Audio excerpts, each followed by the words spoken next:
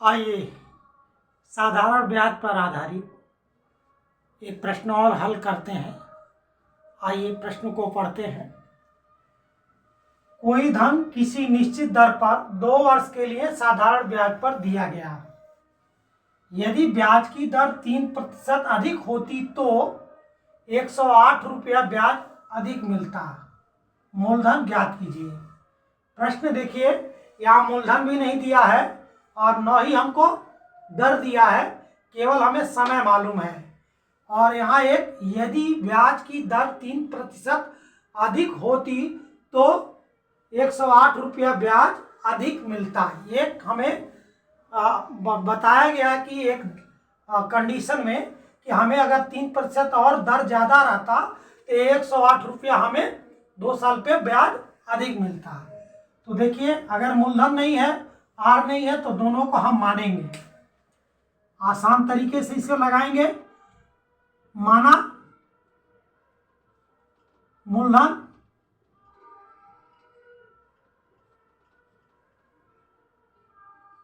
x है और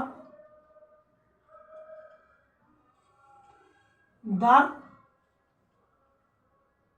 R% वार्षिक है। ये हम चीज मान लेंगे। x हमारा मूलधन और R हमारा दर है। तो जो इसका प्रश्न कह रहा है कि कोई धन किसी निश्चित दर पर 2 वर्ष के लिए दिया गया, 1 साल का और दूसरे साल का। तो कह रहा जब ये बढ़ा हुआ अगर 3% अगर अधिक दर हम लगा देते तो जो पहले वाला जो दर था, जो आर हमारा था पहले, उसको अगर हम घटाते तो 108 रुपया आता। तो वही शर्त यहाँ लिख देंगे। जैसे यहाँ मूलधन x है, यहाँ समय 2 वर्ष है और यहाँ दर R+3 कर देते हैं, क्योंकि जब वो बोल रहा है कि 3% अधिक करते तो जो ज्यादा होता उसी से न कम को घटाया जाता है। तो ये ज्यादा वाला को पहले लिखेंगे बटा समय 100 होता है। ये साधारण ब्याज का फार्मूले पर है। और माइनस x गुणे 2 गुणे R बटे 100। ये कम वाला है, जो नॉर्मल R आएगा उस पे है। और जो ये 3% बढ़ा हुआ वाला है वो है। यानी ज्यादा अगर ब्याज मिलता तो कम वाले को घटाते तो कितना आता? 108 रुपया। यहाँ बोला है 108 रुपया आना चाहिए। ये अगर हम करते और उसमें पहले वाले से घटाएंगे तो 108 आना चाहिए। यही अगर हम समीकरण को हल करेंगे तो हमारा x का मान मालूम हो जाएगा। अब इसी को हल करते हैं।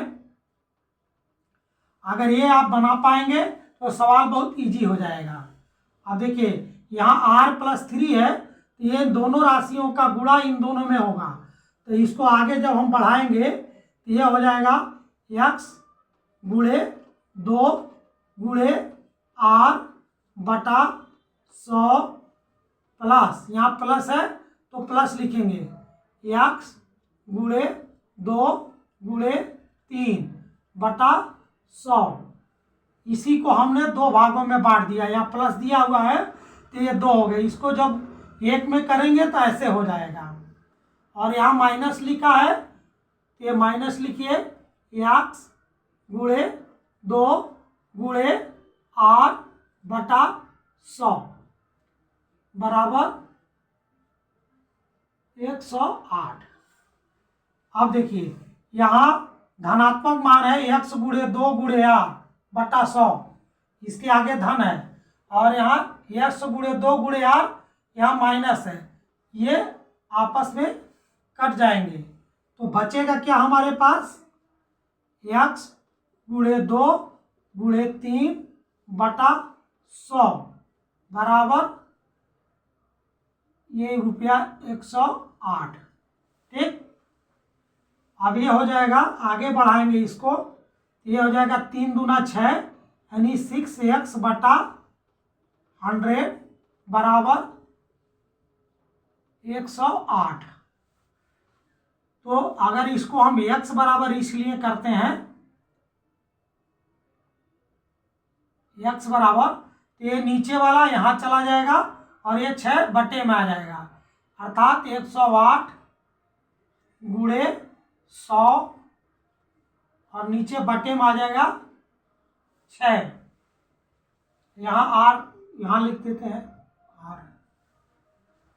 अब इसको देखिए 6 से भाग देंगे तो 6 कम, इसको भाग दे करके देखते हैं 108 को 6 से, 6 कम 6, 4, 6 बटे 48, ये आपस में कट गया, यानी इससे ये 18 वर्ग में कटेगा।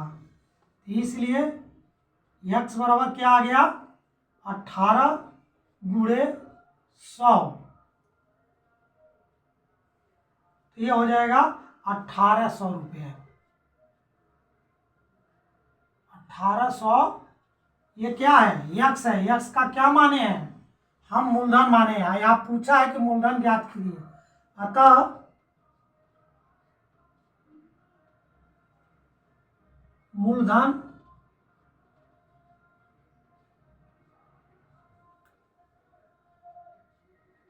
1800 रुपये होगा। यही हमारा आंसर होगा।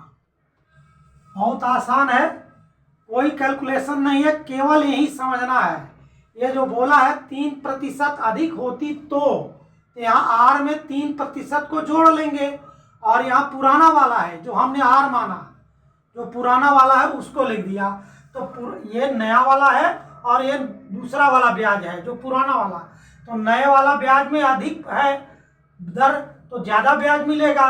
तो ज़्यादा में से कम को घटाएंगे तो आना कितना चाहिए, वो कह रहा अधिक होती तो 108 रुपया का अधिक मिलता। तो नए वाले में से पुराने वाले को घटाएंगे तो वो मान 108 रुपया आना चाहिए जो यहाँ दिया हुआ है। अगर यही समीकरण आप बना लेते हैं और उस समीकरण को हल करते हैं तो आपका x का मान मालूम हो जाएगा, और जब x का मालूम हो जाएगा तो कहीं भी x का मान रखेंगे तो r का भी मालूम हो जाएगा। तो यहाँ केवल हमें मूलधन पूछा था, अतः हम मूलधन निकाल दिए कि 1800 रुपये होगा इसका। देखिए सवाल कोई जटिल नहीं होता है, उसकी भाषा को अगर हम पकड़ लेते हैं तो हमारा सवाल बहुत इजी होता है, जैसे मैंने इजी वे में इस सवाल को लगा करके आप लोगों को दिखाया है। यदि हमारा पढ़ाया हुआ आप लोगों को समझ में आया हो तो आप हमारे चैनल को लाइक करिए, सब्सक्राइब करिए। धन्यवाद।